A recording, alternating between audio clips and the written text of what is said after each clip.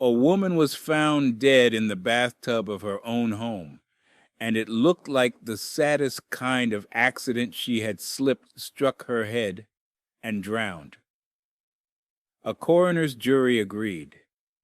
The case was closed, and a widower was left to grieve. There was just one detail about that drowning that nobody wanted to dwell on. The bathtub was dry. For 3 years, it stayed a closed case until the same man's next wife vanished, and somebody finally went back and looked again. Her name was Kathleen Savio. The widower was her ex-husband, Drew Peterson, a police sergeant in the Chicago suburb of Bolingbrook, and her third husband, though by the spring of 2004, the marriage was all but over. They were in the final bitter stretch of a divorce, with the settlement about to be signed, the kind of split where one person stands to lose a great deal of money, a house, a pension, a measure of control. And there is something you need to know before the rest of it, because it changes how you hear everything that follows. In the months and years before she died, Kathleen Savio had told people, friends, relatives, the police, that she was afraid of her husband. She had called officers to the house. She said more than once in words others would later repeat under oath that she believed he would kill her and that he would find a way to make it look like an accident. She even put it in writing.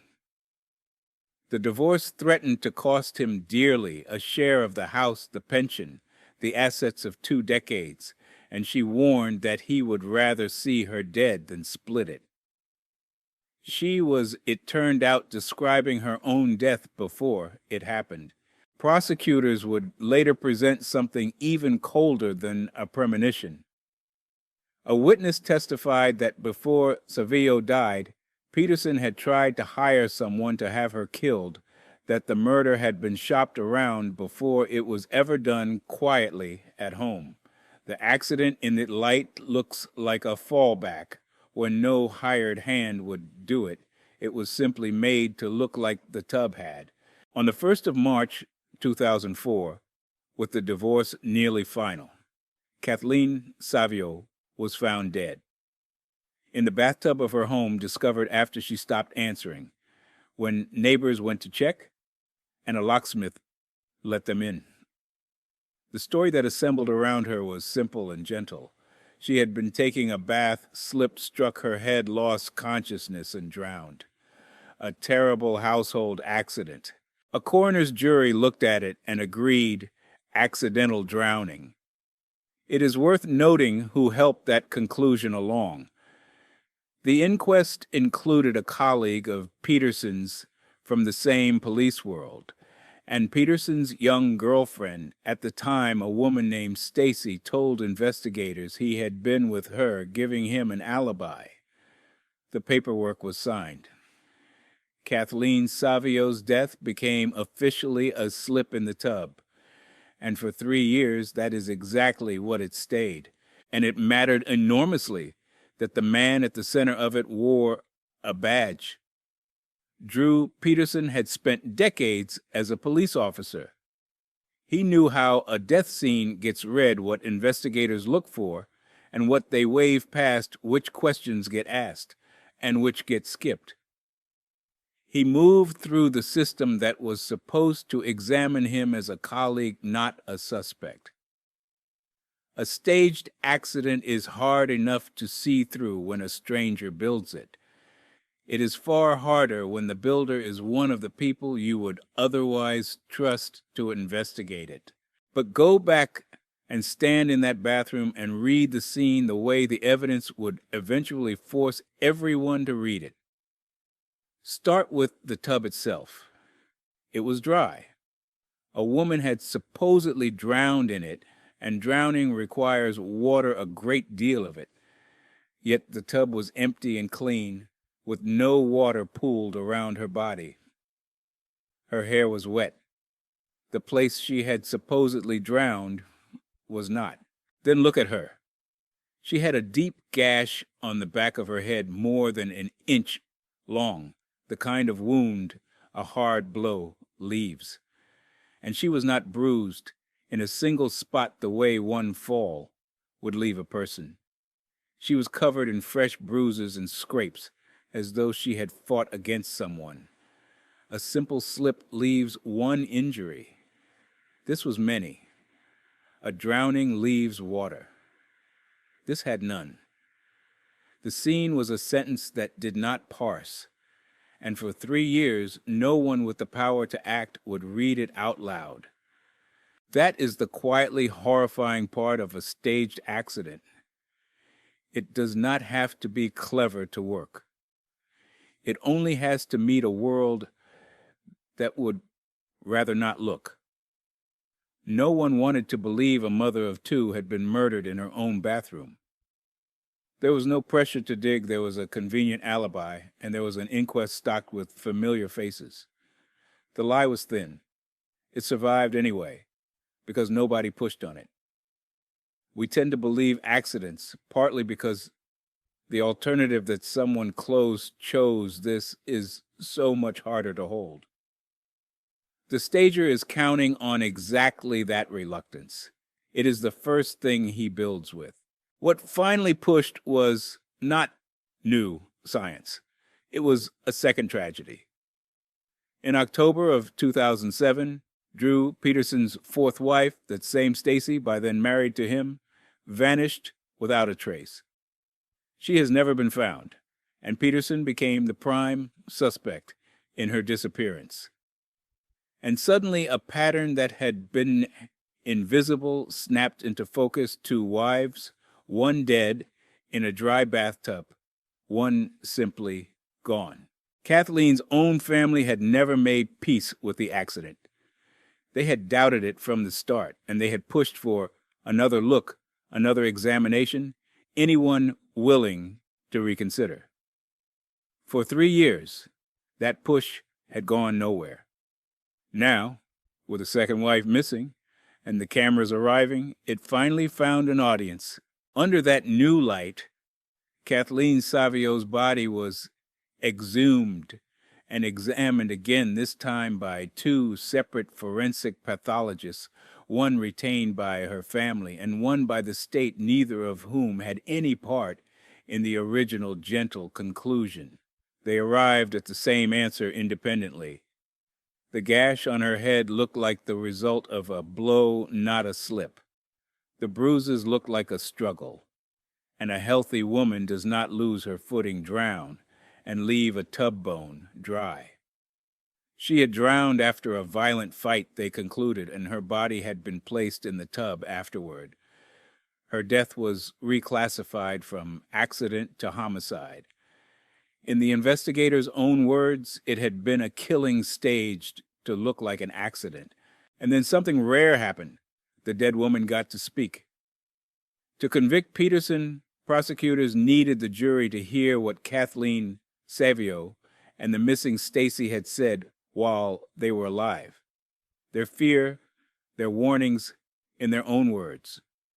Illinois actually changed its law to allow it, opening a path for the statements of victims who could no longer testify, because the accused had silenced them. So at his trial, the 2 women he was accused of removing from the world testified anyway from beyond it, Kathleen, describing years in advance the exact way she expected to die. It was an extraordinary thing to witness in a courtroom. A murder case carried in large part by the voices of the victims themselves, preserved. In the fears they had confided while they were still alive. The very thing the staging had been built to silence turned out to be the thing that convicted him. So look at what the staging really was. Not a brilliant criminal scheme, a bet. Drew Peterson bet that no one would look hard at a dead ex-wife in a bathtub, that the world's own reluctance to see a murder would do the hiding for him. For 3 years, he won that bet. What finally beat it was not a clever detective or a forensic miracle. It was a second disappearance that made people at last willing to see what had been sitting in plain view the whole time. The staging had been a confession all along, written in a dry tub and a wounded scalp.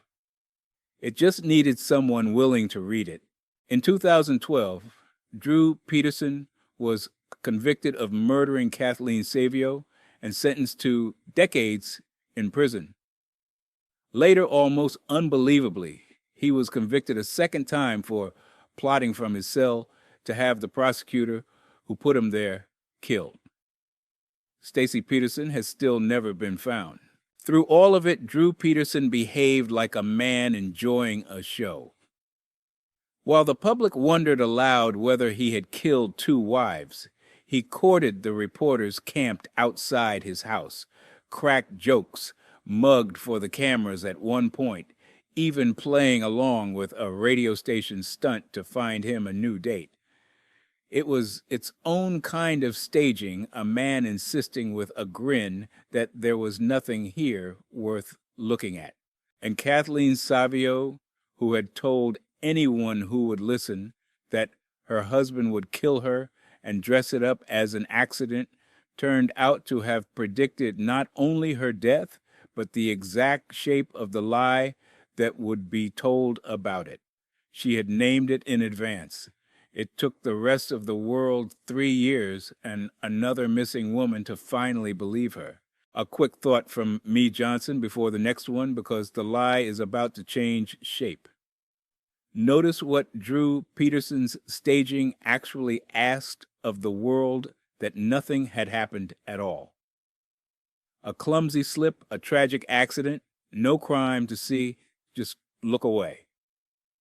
He bet on people not wanting to look, and for 3 years he collected. But the next man wanted more than your inattention. He wanted your agreement. He needed you to look straight at a dead woman in his foyer and conclude that she had put the gun in her own mouth. Case 2. Phil Spector and Lana Clarkson. Alhambra, California. 2003. Staged as a suicide. Just before dawn in the marble foyer of a mansion outside Los Angeles, a woman sat slumped in a chair, dead, a gun on the floor at her feet. The man who owned the house, one of the most famous music producers alive, had a simple explanation. She had shot herself. She was practically a stranger. They had met only that night, and she had chosen his foyer, he said, to end her life. His driver, waiting in the car outside, remembered the first moments a little differently. He remembered the man stepping out of the house with a gun still in his hand and saying something that did not sound at all like a man describing a suicide. Her name was Lana Clarkson, and she deserves to be more than the way she died. She was 40 years old. An actress, she had carried the lead in a cult fantasy film in the 80s and turned up in a movie nearly everyone has seen. And like a great many actresses who reach 40 in Hollywood, she had watched the roles dry up. To keep going, she had taken a job as a hostess at the House of Blues on the Sunset Strip. By the accounts of the people who actually knew her, she was warm and funny and far from giving up. She had been putting together a comedy reel, chasing the next chapter. Her family and friends would say again and again that she was not a woman on the edge of ending her life. She met Phil Spector late on the night of February 2nd, 2003, at the end of her shift, and left with him for his mansion in Alhambra. A few hours later, she was dead. And for the next 6 years, the man in whose home she died would spend a fortune insisting that the last thing Lana Clarkson ever did was put a gun in her own mouth. And that is the cruelty running underneath the whole case. To sell the suicide, The defense had to turn Lana Clarkson into the kind of woman who would do it to paint her as washed up, broke, and despairing a has-been out of hope. Her mother and her friends spent years pushing back against that portrait, insisting it was a lie, that the woman they knew bore no resemblance to the one the lawyers described. A staged suicide does not just steal a person's life. It puts their character on trial to explain their death. It helps to understand who Spector was because it bears directly on what happened. He was a genuine musical genius, the architect of the wall of sound, a producer who had shaped some of the most famous records of the century. He was also, by long and well-documented reputation, a man who collected guns and pulled them out when he did not get his way. Musicians who had worked with him traded the stories like folklore sessions, where he locked the doors, where a pistol appeared to settle an argument or to keep someone from leaving. For years, it had all been treated as the colorful menace of a difficult genius. It would stop being a harmless story the night Lana Clarkson died. Spector's account of the death was clean and self-contained. Clarkson had found his antique pistol. He said, put it to her own mouth, and pulled the trigger, a stranger's suicide in his house, having nothing to do with him. And on the surface, the scene could be made to fit. The gun lay near her. There was gunshot residue on her hands. The wound was inside her mouth, where self-inflicted gunshot wounds often are. If you wanted to believe it, the evidence left you room. But there were two facts the tidy story could never quite swallow. The first was Spector's own driver. Adriano de Souza had brought Clarkson and Spector back to the mansion and was waiting outside in the car. He told police that Spector came out the back door with a gun in his hand and said, "I think I killed somebody." Not, "She shot herself." Not, "Something terrible has happened." "I think I killed somebody." De Souza was alarmed enough to call 911. And when the Alhambra police arrived, Spector did not behave like a grieving witness to a stranger's suicide. He resisted them, and officers had to subdue him with a stun gun. His first words to his driver were never explained away. The second fact was on Spector's own body. He had worn a white dinner jacket that night, and when it was examined, it carried 18 separate spots of Lana Clarkson's blood. The fine spatter thrown off in the instant. A bullet strikes flesh. Blood like that does not drift lazily across a room. To catch that spray on his sleeve, Spector had to be standing not elsewhere in the house, not across the foyer, but directly in front of her, within a couple of feet of her mouth, at the moment the gun went off. Now, I want to be honest, because this was a genuinely fought case, not a slam dunk. Spector's lawyers hired serious forensic experts, and they made real arguments that the gunshot residue and blood on Clarkson's own hands fit a self-inflicted wound. That blood spatter can, under some conditions, travel several feet, that Spector's fingerprints were not even on the gun. The case grew so tangled that one of the most famous forensic scientists in the world, working for the defense, was later accused of quietly removing something from the scene. His first trial in 2007 ended with the jury deadlocked, most leaning toward guilt, a stubborn minority unconvinced, and a mistrial was declared. Reasonable people looked at the same evidence and split down the middle. The science by itself did not settle it. What tipped it in the end was not a single piece of forensics. It was a pattern. At the retrial, one after another, women took the stand, and described the same thing happening to them, that when they had tried to leave Phil Spector to walk out of a room out of his house, he had pulled a gun on them to make them stay. 5 different women. The same story. Across the years. A man who put a gun to a woman's head when she tried to leave was not some neutral bystander to Lana Clarkson's death in his foyer. He was by far its most likely cause.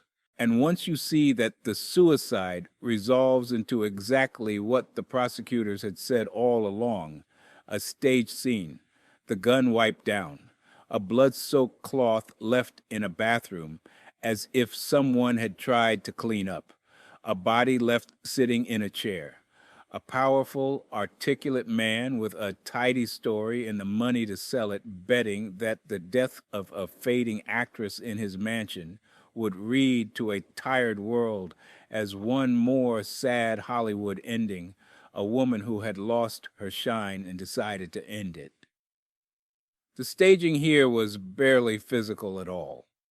It was mostly a story and the confidence to keep telling it, and it was a story working against his own mouth.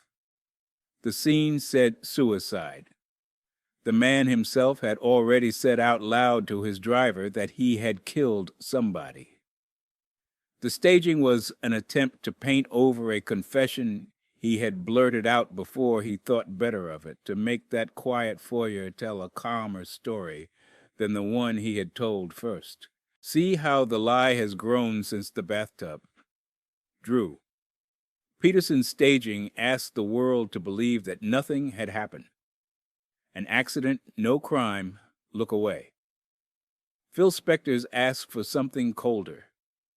It asked the world to believe that the victim had done it to herself to take Lana Clarkson's death and rewrite it as her own decision, her own despair, and in the same stroke to clear the man standing over her body.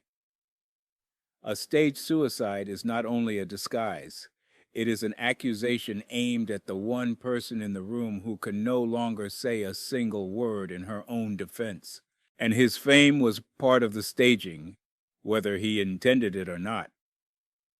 A famous man's tidy story gets a different hearing than a stranger's. The instinct to give Phil Spector the benefit of the doubt and to quietly write off the dead woman as one more sad Hollywood casualty was already doing some of his work for him. A stage scene always leans on what its audience is inclined to believe. This one leaned on status and on how cheaply the world can hold a fading actress's life. It took 2 trials, but in 2009, a jury convicted Phil Spector of murdering Lana Clarkson. He went to prison, and he died there in 2021, still insisting he was innocent. For 6 years, his defense had told the world that Lana Clarkson pulled the trigger on herself. The verdict took that last lie away from him and gave her back the one thing he had tried to bury, along with her, the simple truth that she did not choose to die in a stranger's foyer.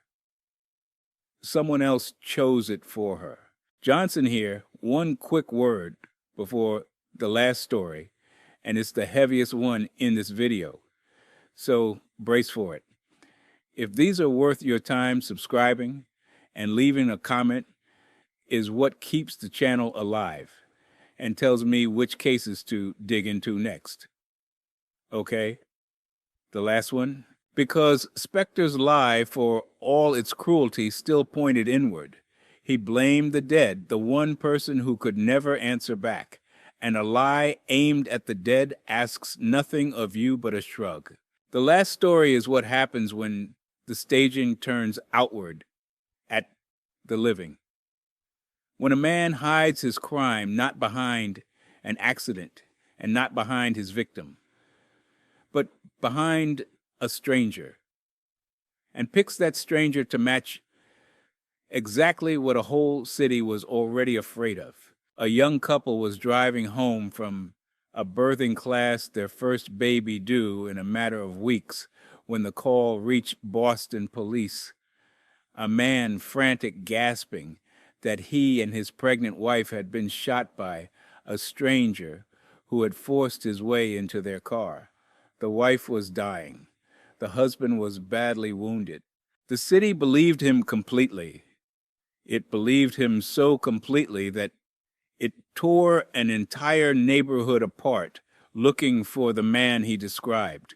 The only trouble was that the man he described had never existed, and a great many innocent people would be hurt before anyone in charge was willing to say so. It was the night of October 23rd, 1989. Charles and Carol Stewart had just left a birthing class at a Boston hospital.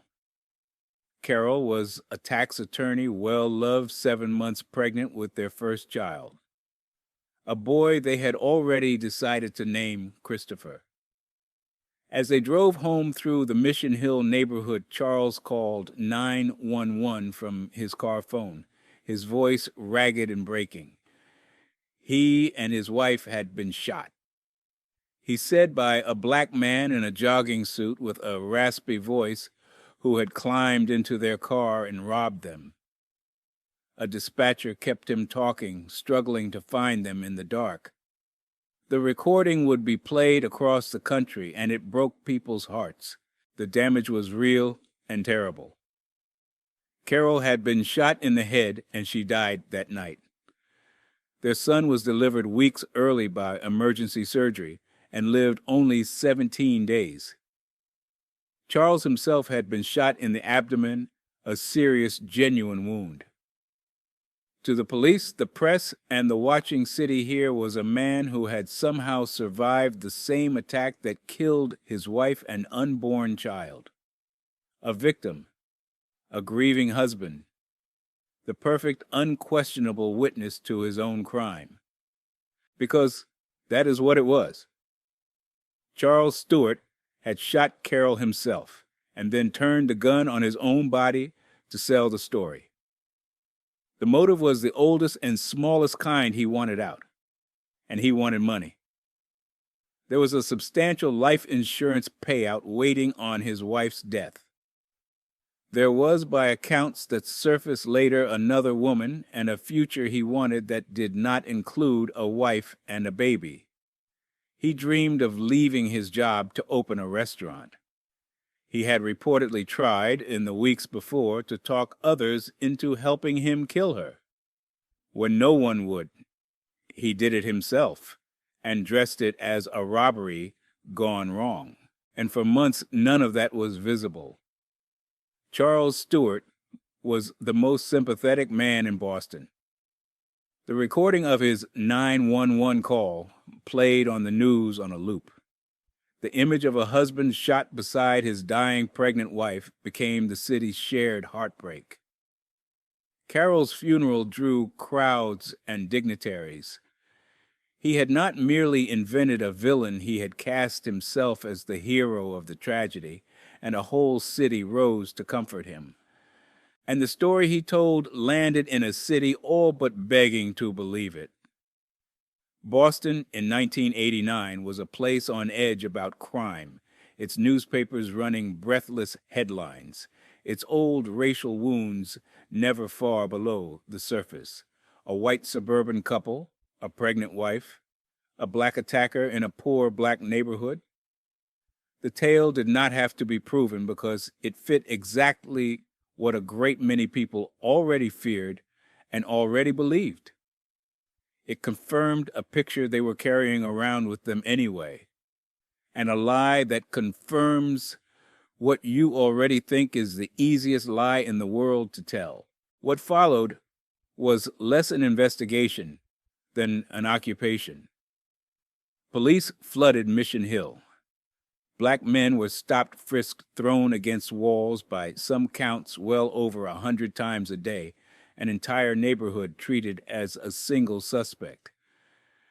The city had been told its monster was a black man from Mission Hill, and it went looking exactly where the story pointed, with a fury it would never have aimed at its own suburbs. This was a city with deep and recent racial wounds, and the Stewart case tore them open.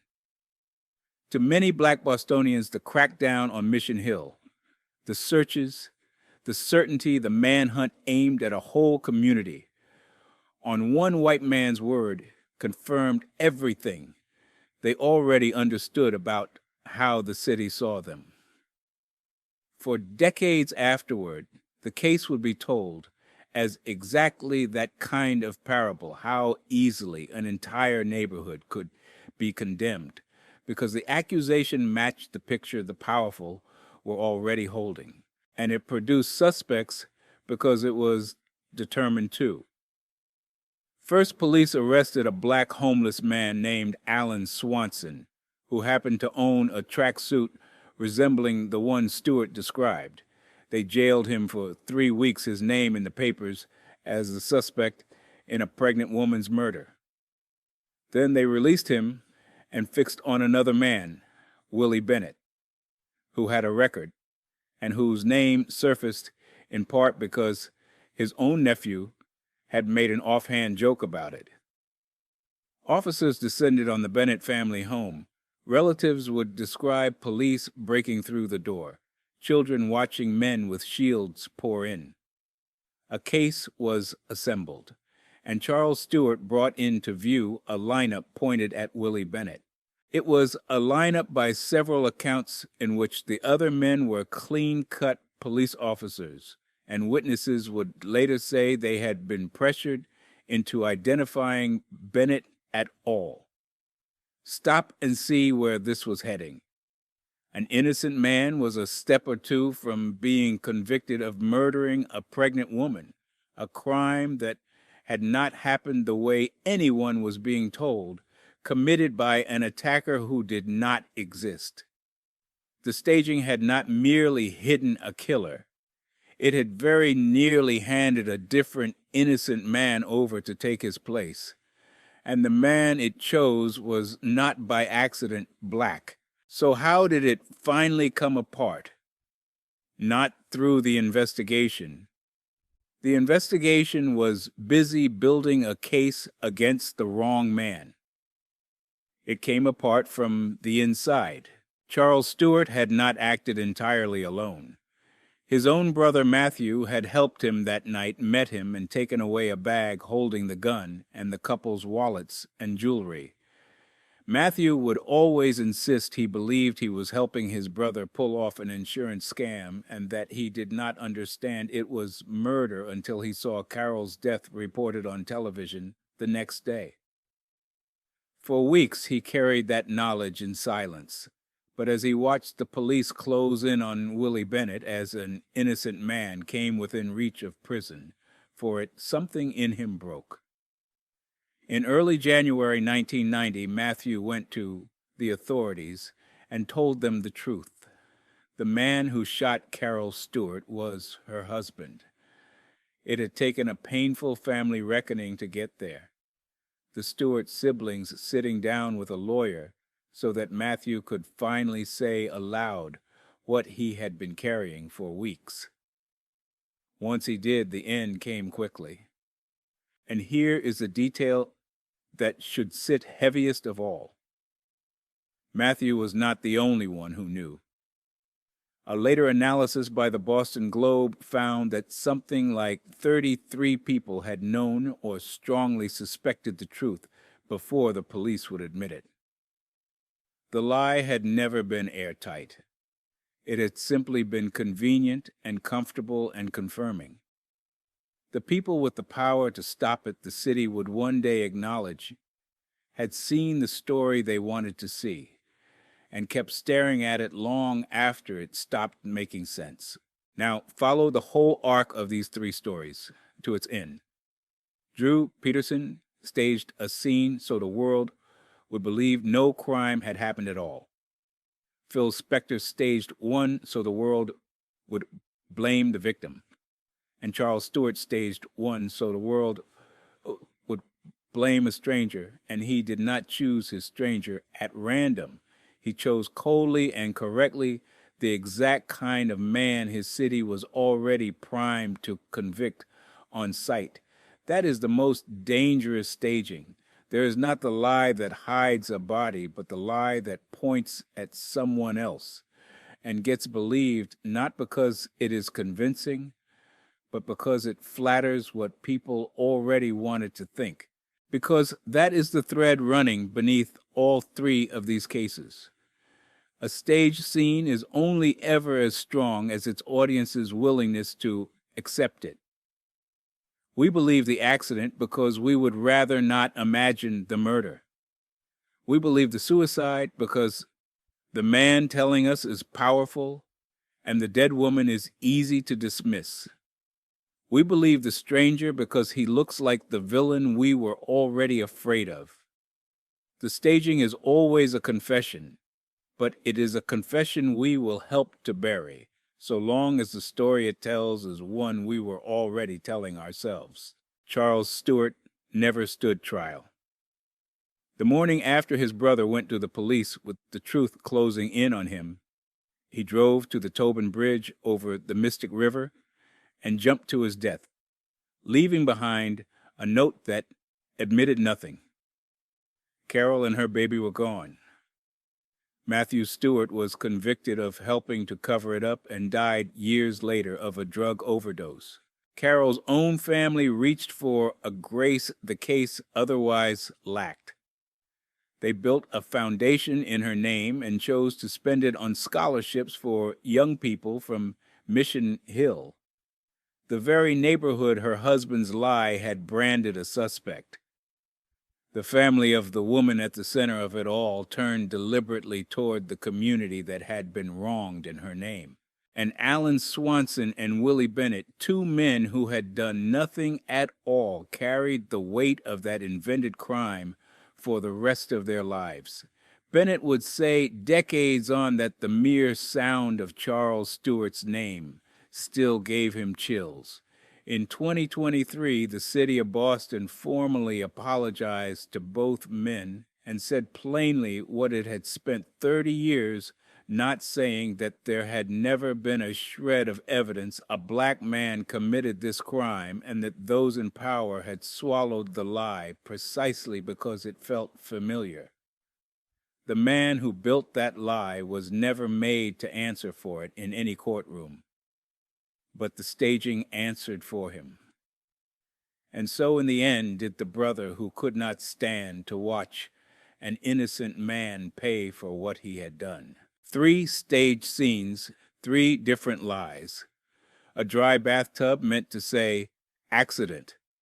A gun placed to say, she did it herself. A stranger invented to say, it was one of them.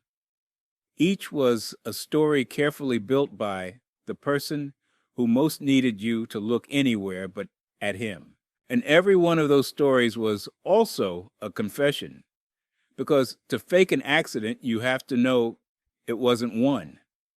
To stage a suicide, you have to know it was murder. To invent a robber, you have to know there was never a robber. The staging is a killer telling you in code exactly what he is hiding and where to look if anyone is willing. But that is the catch, and it is the thread beneath all 3. A stage scene only works on a willing audience. Drew Peterson needed a world that did not want to picture a murdered mother in a bathtub. Phil Spector needed one that would take a famous man's word and quietly write off a fading actress.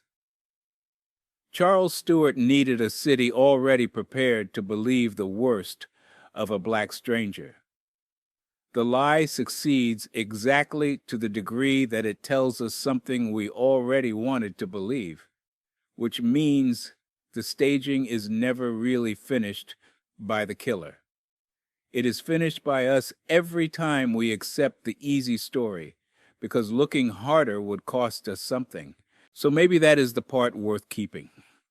When a death comes wrapped in a story that is a little too tidy, a little too convenient, a little too flattering to what we already think that tidiness is not always the absence of a crime. Sometimes it is the shape of one. I'm Johnson. Thank you for sitting with these. I'll see you on the next.